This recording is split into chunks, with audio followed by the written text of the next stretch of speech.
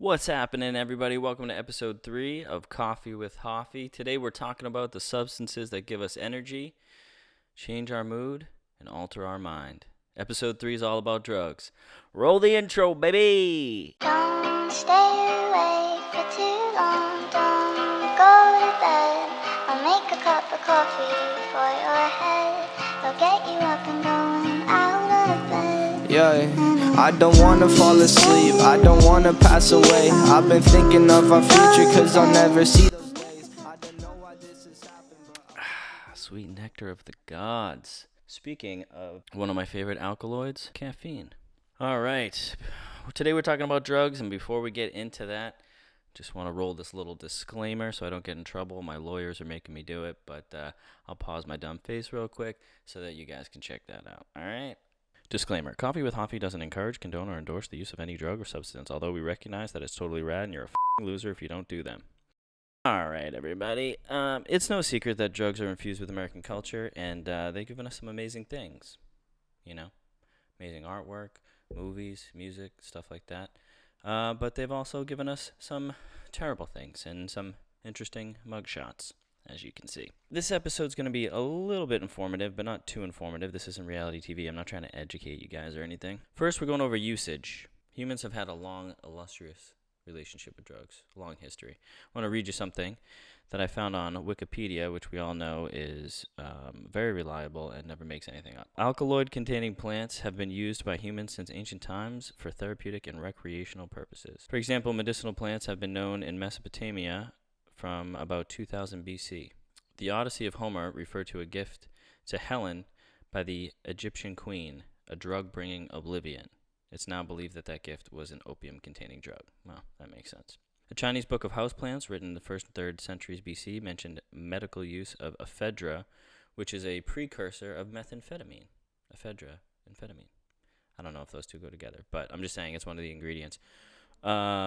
It's also in Sudafed, and that's why so many people steal Sudafed to make meth. And that medical book also talked about opium poppies.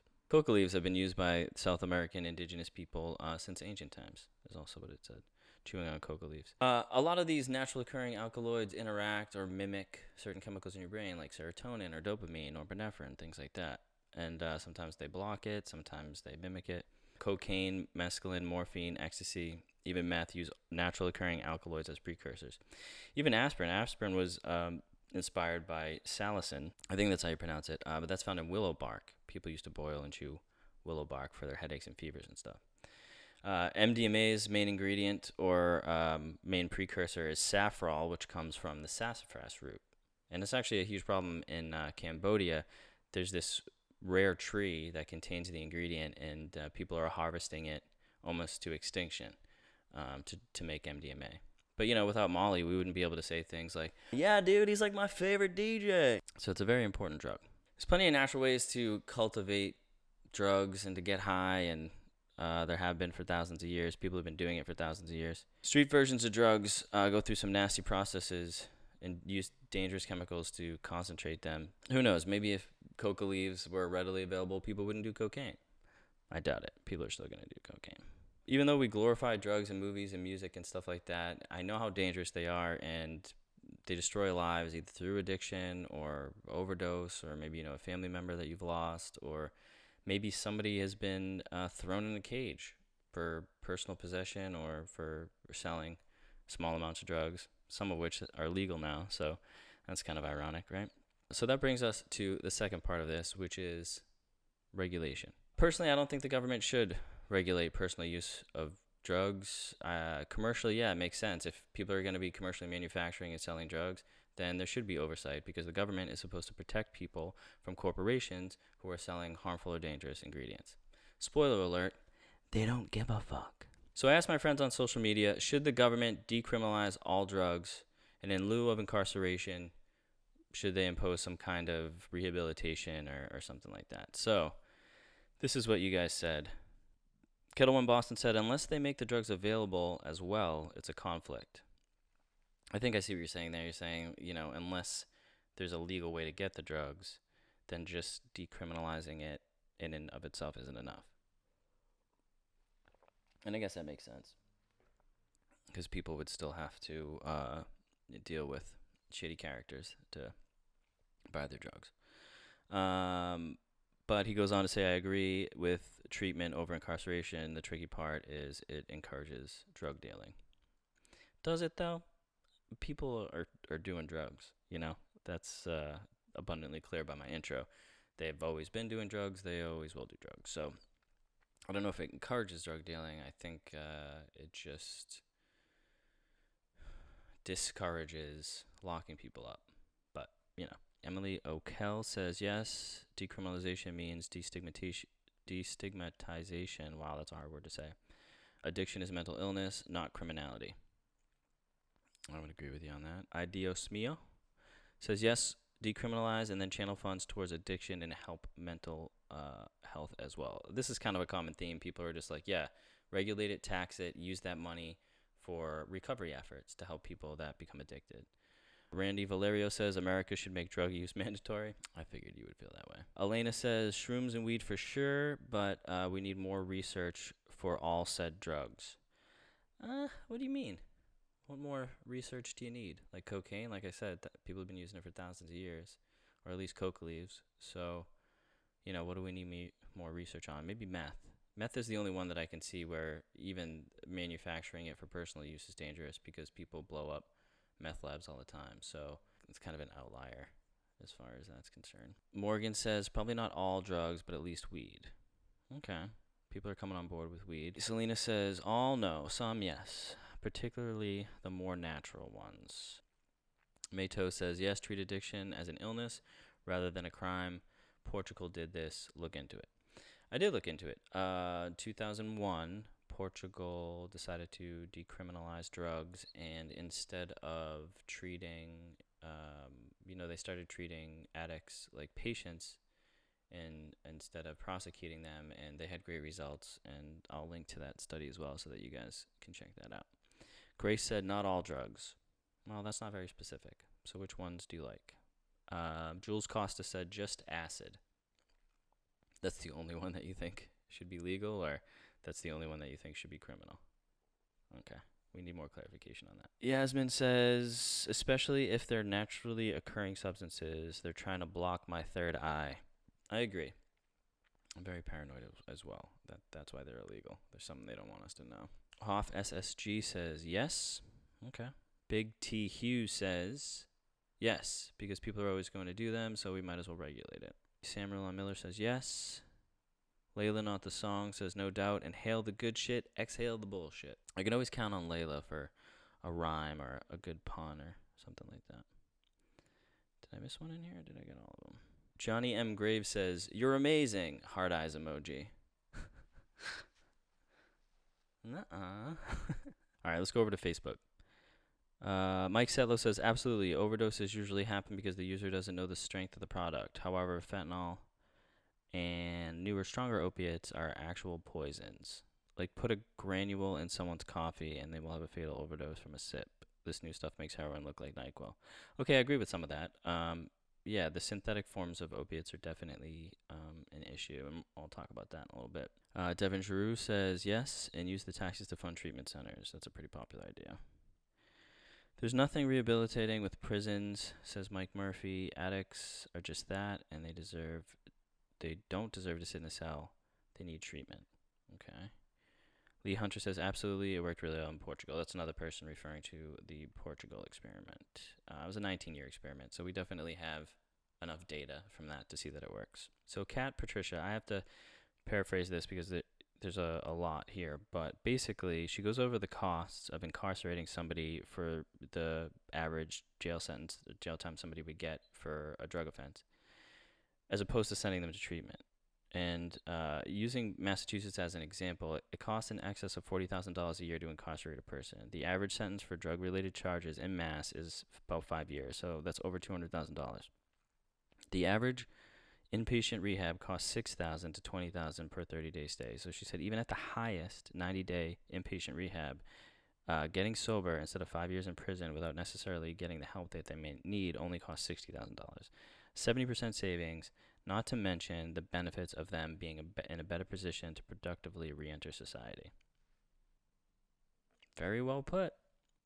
I mean, on a cost perspective, it is hard to argue with that. Drug abuse and addiction cost American society more than $740 billion annually in lost workplace productivity, healthcare expenses, and crime-related costs. That's crazy. $740 billion. That is just bananas. I got that off our government site. I'll link that below as well. Jeff Hodder says, yes, criminalizing drugs has been a complete failure. The laws make drugs more dangerous, fund criminals, and clearly they don't stop anyone from using. After more than a century of failure, it's time for a new approach. I agree with you, Jeff. J.R. Huffman says, of course, drug addiction is a public health issue and it needs to be treated as such. I think it's important to note that my social circle is not a real sample size of what America thinks. Because I know the answer seems obvious to me and maybe to some of my friends on social media, but there's a lot of people who think drugs are evil, that marijuana is the devil's lettuce and they're not going to change their mind. One of them is my mom. And actually, if you want to go over to my Patreon, I have a video of me talking to my mom about taking psychedelic drugs, and she was not happy about it. But that was kind of a funny conversation we had. And then we just kind of talked about, the same issues that I'm talking about here. The reason I posed this question in the first place is because it affects me personally. For about 15 years, I've been prescribed either some kind of mood-altering drug, whether it's Adderall or antidepressants or something, and then I have loved ones that have struggled with alcohol and substance abuse, and friends that are now sober. And I personally stopped drinking about 9 months ago. And one of the reasons I was able to do that was therapy and changing my lifestyle and stuff. But another big reason is I allegedly started microdosing with these. I can't actually show it because I'm not really sure about the legal ramifications about showing this on a video, or I don't want YouTube to demonetize this video. But I shouldn't move it around so much because that's going to be really tough in editing later. But whatever, that's Future Justin's problem. You, Future Justin. You, buddy. But anyways, since I allegedly started microdosing with psilocybin, I haven't had a really bad depressive episode in about 6 months, allegedly. And when I used to get really depressed, I couldn't get out of bed. I, would basically just get out of bed to eat and go to the bathroom, and I wouldn't leave the apartment. One time I think was like up to 2 weeks. It was really, really bad. And things would be like that for months. And it's been 6 months that I haven't been depressed.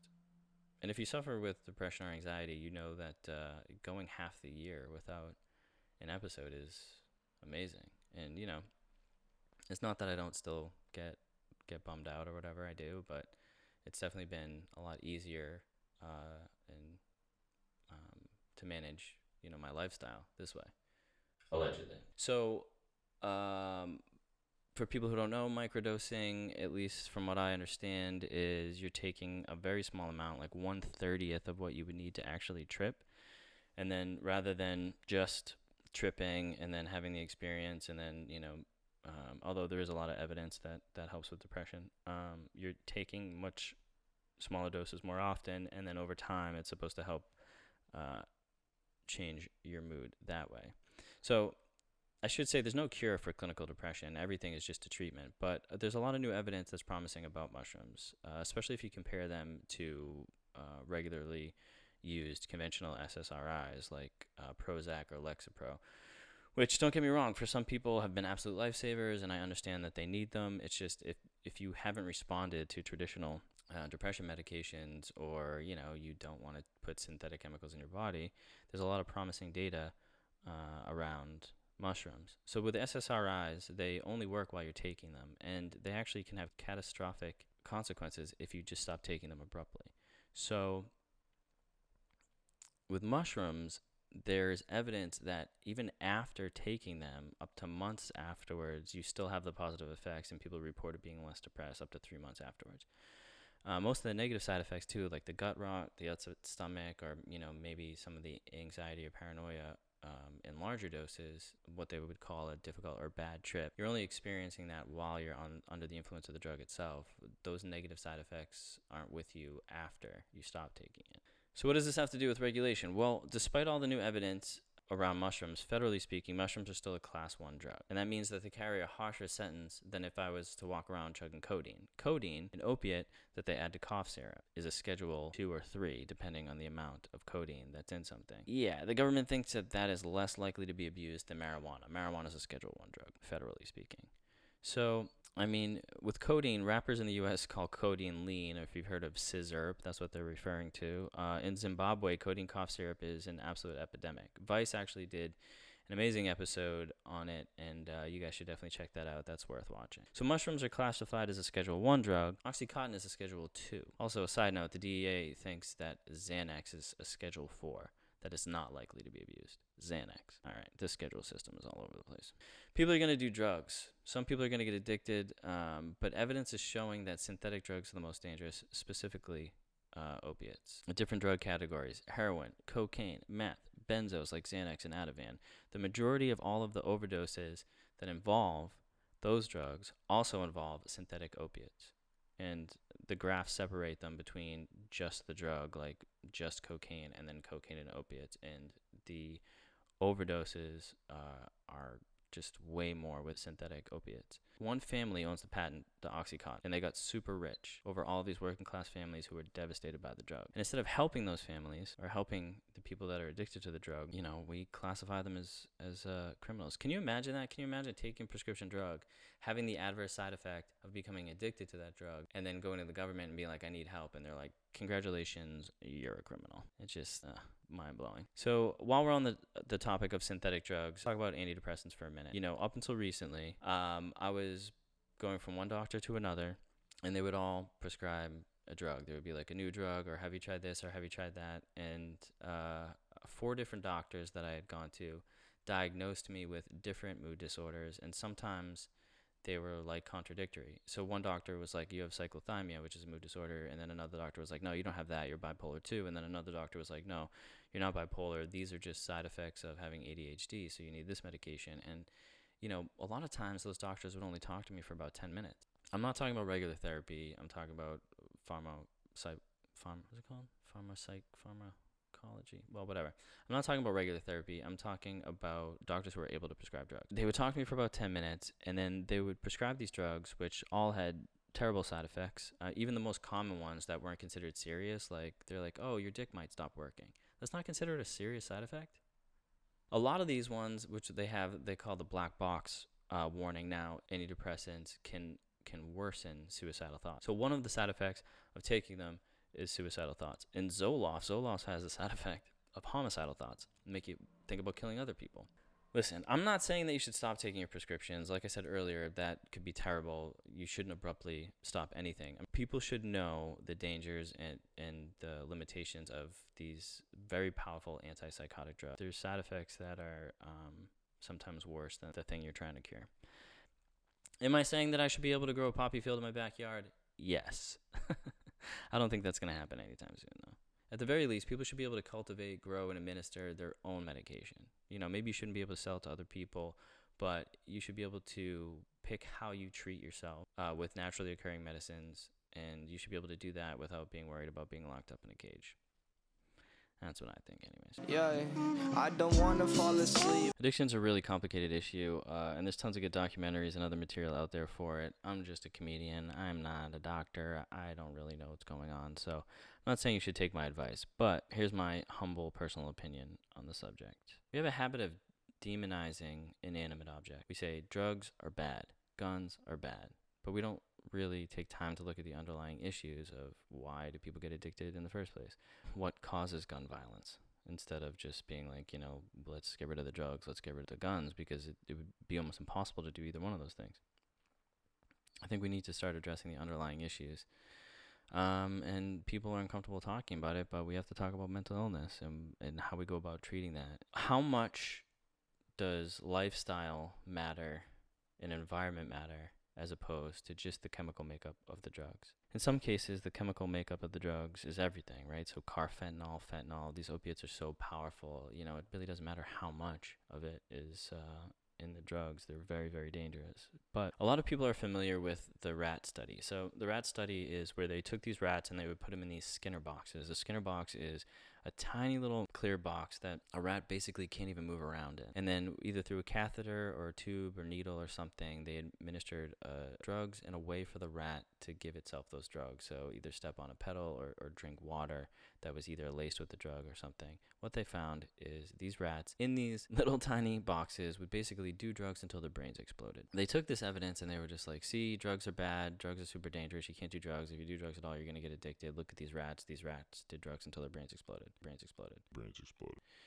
However, there's this doctor, Bruce Alexander, in the late 70s, early 80s, who did an experiment that has now become known as Rat Park. And basically what he thought was, you know, there might be other reasons why these rats are doing drugs other than just the drugs themselves. So he had kind of like a controlled experiment where he had isolated rats with the heroin and the cocaine water, and then he had like a little rat park that he built where rats were free to run around and, you know, socialize with each other and have sex with each other and all of these fun things.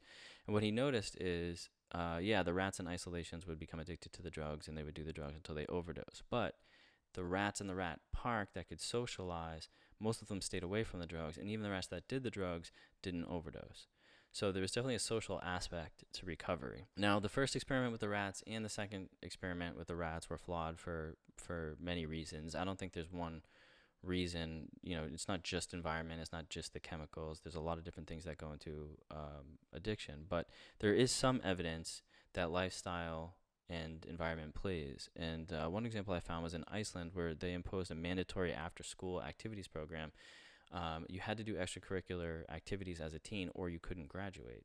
So once they made that mandatory, they realized, or, you know, they started to notice that teen drug use had gone way down. So there is something to be said for finding some kind of meeting or something else to do with your time, you know, some kind of positive activity to keep you from getting involved in a negative activity. I mean, that's why if you go to the most boring parts of the country, they all have meth problems. There's like really nothing else to do. You know, I don't know a single person that goes through the week without either having nicotine or caffeine or something, right? Coffee, cigarettes, beer, wine, Xanax, Prozac, you know, whatever your poison is, energy drinks. Everybody needs a little something to help them through the work week. I think we need to stop stigmatizing and judging people that become addicted to drugs and start giving them the help that they need. Because every single one of you that's watching this is addicted to sugar. But cupcakes are so good. All right, until next time, remember, drugs are bad. You shouldn't do drugs. If you do them, you're bad. Because drugs are bad, okay? It's a bad thing to do drugs, so don't be bad by doing drugs, okay? That'd be bad. Drugs are bad.